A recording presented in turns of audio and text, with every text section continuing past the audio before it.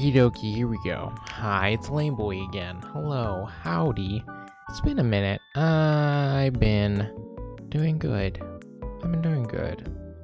So recently, everyone's been playing Where Winds Meet. Me is included in everyone. Your boy, Lame, hee. We've been playing Where Winds Meet as well. And I gotta say, I've been having a ton of fun with it. I know everyone else is having a ton of fun with it as well. The reviews are out. IGN gave it a 6.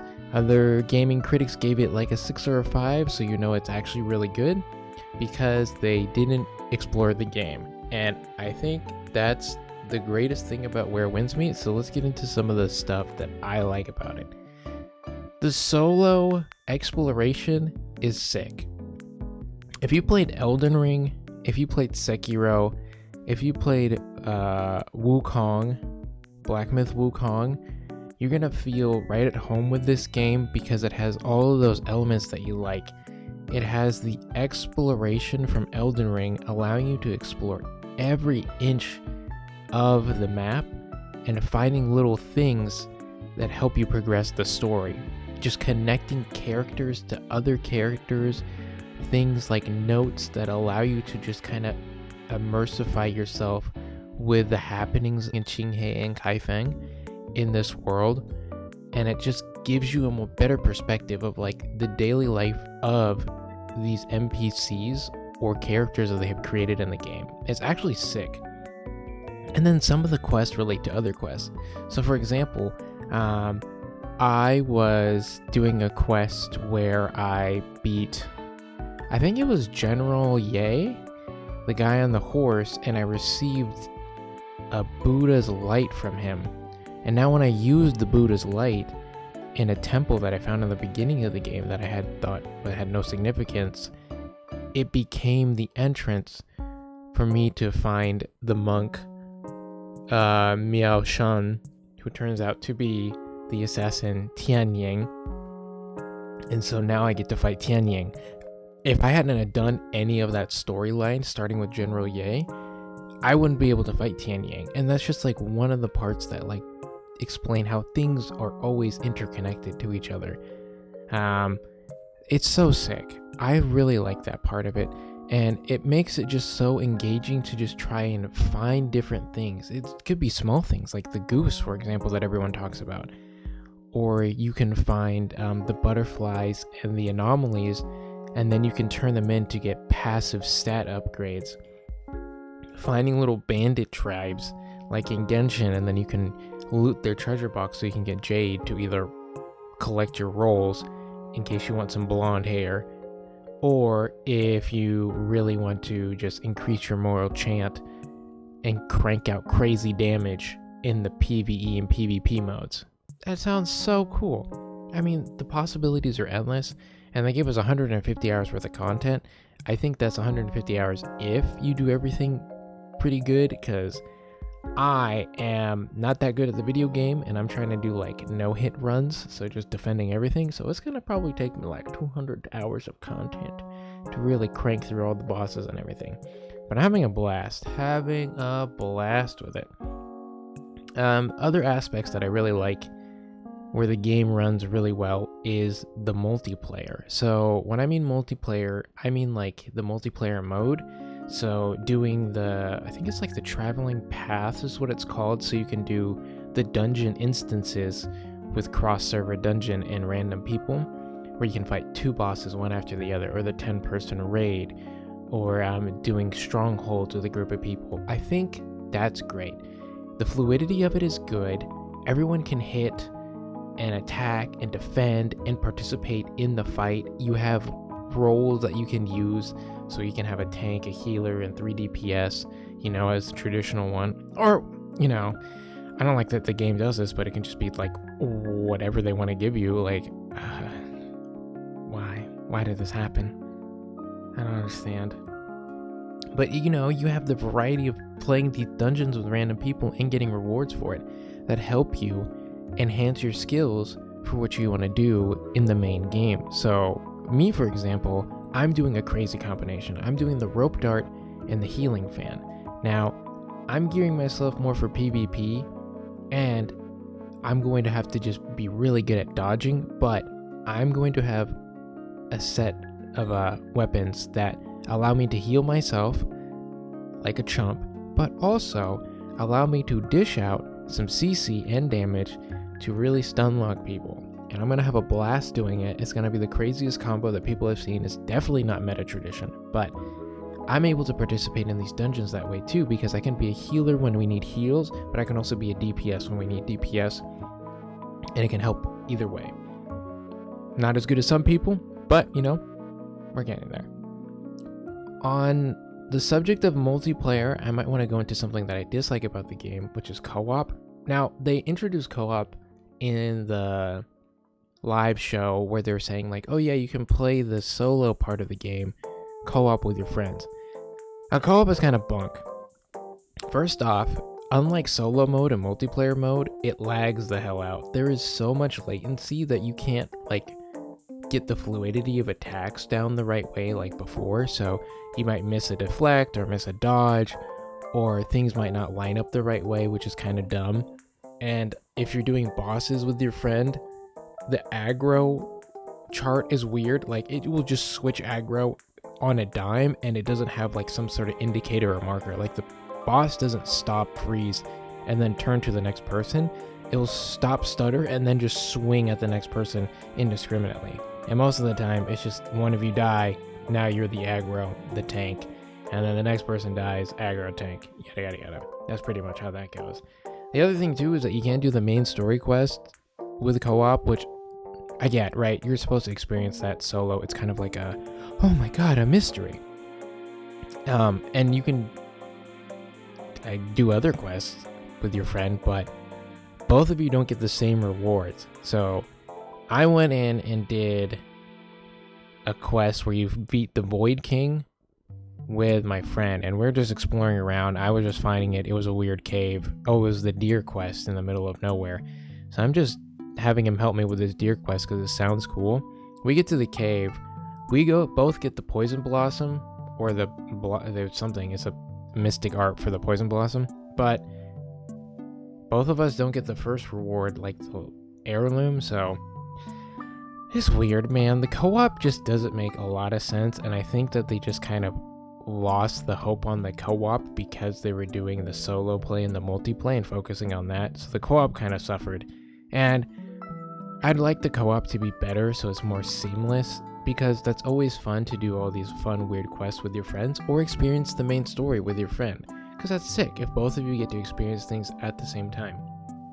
For example, me and another one of my friends, Tibby, we have been doing Elden Ring Seamless Co-op, and now we've been playing a different version of Elden Ring Seamless Co-op, which is on main channel, another video that you can see us having a great time. We're experiencing the story together. We're going through these landmarks together, and we kind of like grow with the story as like a duo set, you know? I know this is like a lone wanderer story of like rekindling with the mysticism that his uncle gave him as a great warrior, but it's kind of cool to be there with your friend too, your best friend that's going through the story with you. Both of you have like that Zhang He, right? So it's kind of like your other Ruby or your other Killer Blade, you know? That could be part of the RP or the lore. That's always cool, right? And speaking of RP and all that kind of good stuff, do love the RP that the multiplayer gives you, and the lobbies and the guilding. That sounds so much fun. Have I done it? No. Miss me with that right now. I don't care. You guys can go away. I don't care about you guys. I'm here for the solo mode, being a deflective wizard, and then going into the PvP mode eventually, which I hear is pretty dope, and then just deflecting wizard every last one of you and just whomping the charts. That's my whole goal. That's my whole dream. The guild part I do want to do, and I'm very interested in, and I really want to get into it in the meat and potatoes of guild wars, guild fights, building up the guild and being like a top guild. I also want to get into sects. I have one specific sect I want to get into, and I have to explore and find out how to get into that sect, but I definitely want to do sects because they introduce another variety to the game that I also like, which is that you have like two main jobs. You can be a healer, or you can be a yabber blabber. You can be a yapper, and you can help people by being a healer or a yapper, basically.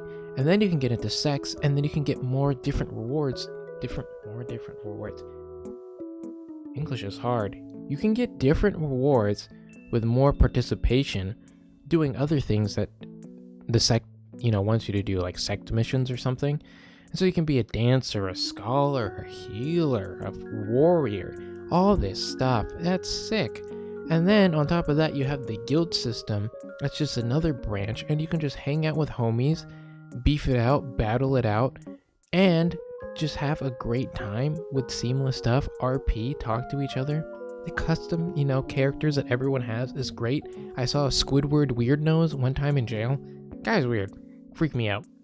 But all of those elements of that multiplayer and just immersing yourself in the content, seeing everyone interact with each other in some capacity is sick, because it's vibrant, It's not dull. It feels like the MMO part of the game is alive. I haven't touched it yet because I'm not done with the solo part of the game, and nobody's max level, so it's not really worth my time. But I feel like the MMO part of the game is alive in some capacity, and I'd like to speak on something else that I think is kind of bummy, is that there's a time gate for levels in the main story quest. Now, hear me out, y'all. It makes sense. I, ultra casual player, get stuck on boss for 6 hours at a time, love the fact that there is a time gate, because for whatever reason, I seem to find one mini boss after another, and I'm stuck there for hours, days, more or less. So it gives me time to catch up. I'm exploring Jinghe. I don't really care about Kaifeng right now, and so I'm just trying to 100% the top part of the land before I move to the other part and get through that meat and potatoes of the story. So the time gate just helps me catch up to people. I don't have to worry about doing the rat race with MMOs. First to do this, first to do that, first to get this, first to find that. None of that matters to me. All I want to do is just explore, have a good time, and figure some stuff out. But for the ultra sweaty people and the people that wanted to feel the MMO part of this game, the time gates are a real thorn in the side, right? Because the thing about an MMO that everyone knows is that there's two components to it, right? It's friendly, and then it's competitive. And right now, what we're getting is the friendly part of the MMO. We can interact with each other. We can do dungeons together. We can be in the guild house together. We can do all those fun things together. Bond, talk to each other, do your weird relationship Final Fantasy 14 RP that people are doing. You guys are freaks. All that stuff is available to people. But the competitive aspect of an MMO that kind of drives the player base to be better, burn things harder, and get to places faster is not there because of this time gate. Everyone right now is time gated from level 60 for, I think it's like 6 or 5 days, right? So 5 days later, I mean, this game moves fast, so that's enough time to kind of like build up your gear to like a certain extent and get pretty good gear for this like level gap. But after 5 days, all this gear is bunk, because we're gonna level up and get to the next point in our gearing up story, gearing up journey. So there's no real point in wasting resources on this gear or like super farming for this gear unless it's just for bragging rights or you're bored. And I think that part of the MMO is kind of missing, especially when we're going into the PvP part. Now, me for example, PvP Legend in New World, nobody knew my name, people knew my company's name. I whomped the heck out of Arrow Lee though. Shoutouts to me. I found him immediately in a arena server, Capture the Flag. Yo, Arrow, I don't think you'll ever see this video because it's on my second channel, but dog, I saw your name, I saw your little bowcaster, I came at you square on the noggin with my Mjolnir, and I whomped you, and I immediately got attacked by your beehive of simps. But anyway, I am a PvP awesome dude when it came to New World. And me and my friend that I'm playing this game with primarily are also PvP fanatics, right? We want to do the PvP part, but we can't do that with the time gate right now. There's no sense in trying to farm up new gear if it's going to be washed away in less than a week. So we gotta wait. And in this time, I can spend my time exploring the PvE world and trying to 100% the map. That's where I can find enjoyment, right? Because I don't pay for this game, but even if I did, I like solo RPGs. I like exploring the world. I like learning about the story of the game through gameplay. I don't like cutscenes. It's a different story altogether. But it helps me immerse myself in the world and get through these things, and then I can build resources passively so I can try to get blonde hair and perfect my perfect RP of my character. I can't wait. I'm gonna be handsome. But my friend, who's a PvP fanatic, does not like doing PvE, and this is where it's losing him. He's getting lost. It's starting to slow down for him. Now he has to wait a week before he feels encouraged to play the game. That kind of sucks. Okay. Other thing is that people were talking about the menu system. Yeah, it's kind of bad, to say the least, if you're not used to whatchamacallit. Dang, what do you call them? If you're not used to menu systems that are, wow, what do you call it? Oh, mobile-based. If you're not used to mobile-based menu systems, wow, I don't know. It's pretty bad. Yeah, I understand. I get it. But it's not that bad after you get through that. I mean, I can explain the system pretty easily to anyone. Hold on, let me see if I can.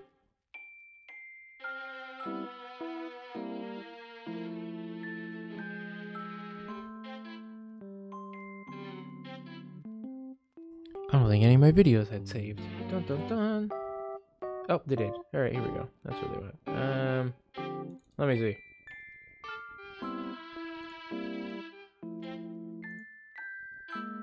Let me explain the system to you. Let me. As I'm recording, I can just delete this later. Hey, how's everyone doing? Maybe I won't delete this because this is my main processing.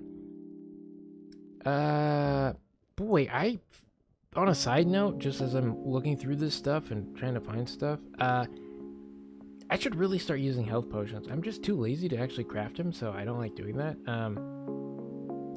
I gotta say, I should start using them more, because I'm just trying to do no-hit runs, and it's taking forever, honestly. Okay, here we go. I got a picture of the menu. Here we go. This is how the menu works, right? This one, look at shit. This one, fix shit. This one, fix up your hair. This one, make stuff. This one, free shit, spend shit. This one, nobody cares. This one, read shit. This one, find where the fuck you're going. This one, what? Nobody cares. This one, cool guys. This one, nobody cares. This one, fun shit.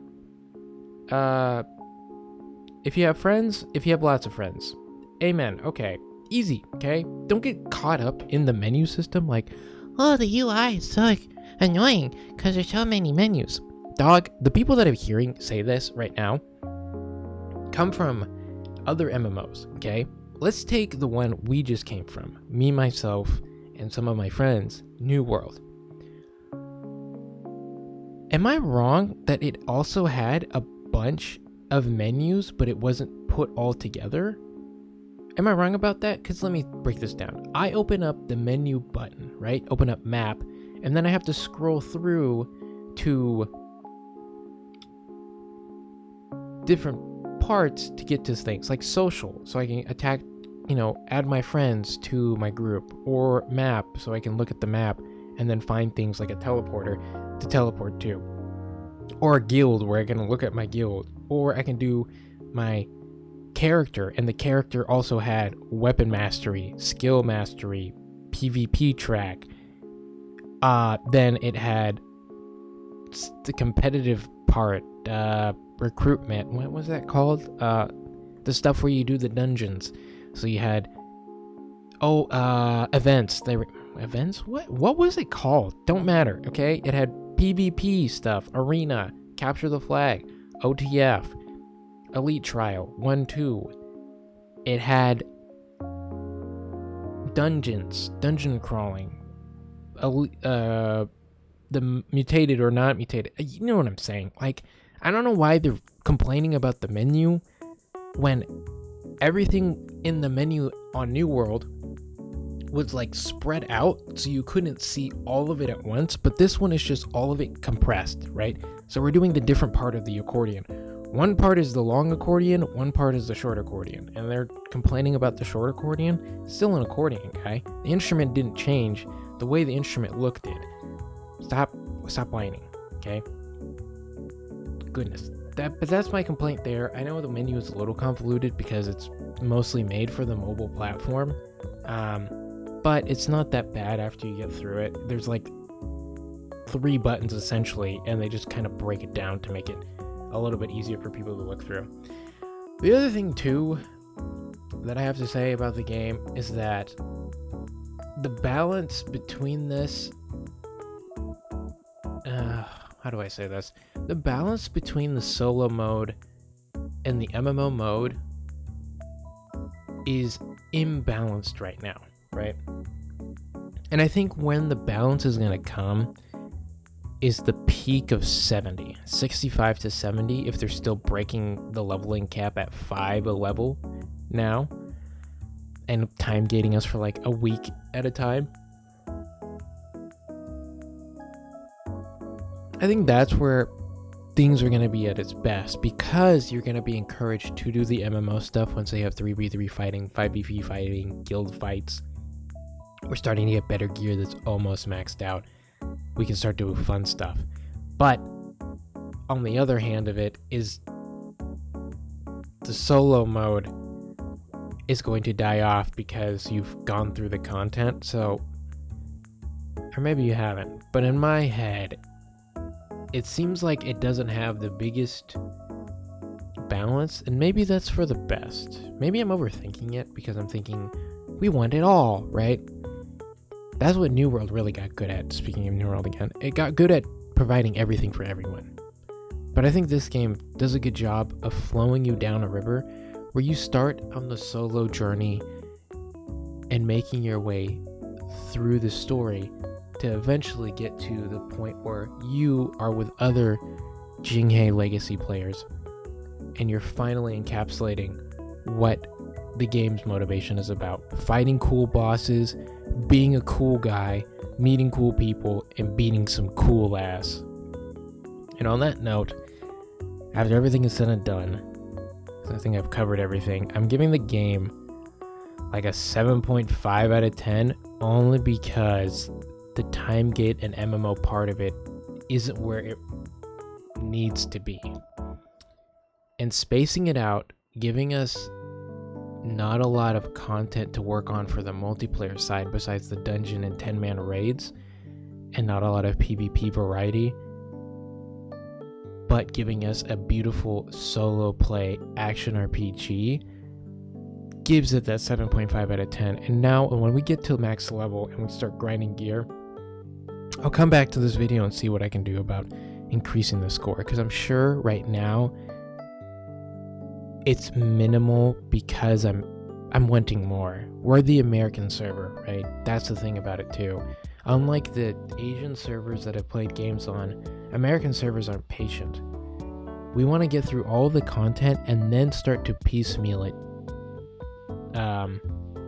ourselves. Best way I can explain it is the way the Chinese games like to do it is a 7-course fancy dinner.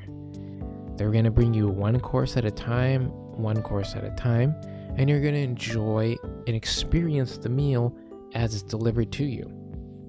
So you're going to start with your palate cleansers, your drinks, your hors d'oeuvres, the entree, second entree, starting to get to more appetizers, palate cleansers, then it gets to your dessert, second dessert, and then you're done with the meal, right? But every dish that they give you is an experience, and it encapsulates a story that they're trying to give you. how NA and the rest of the West really likes games is a buffet, man. I will pick how much I'm spending, okay? I'm going to pick and choose what I want, give me everything that is available to us, and then I will min-max everything. Once I maximize this stat point out, then I might go out and try this stat point and maximize some of that. But the guided boat ride for the Western service is not always the best thing. And so that might be the only thing driving the score down. But otherwise, sick game. I'm going to keep playing it. I can't wait to get into a sect and a guild. I'll see y'all out there.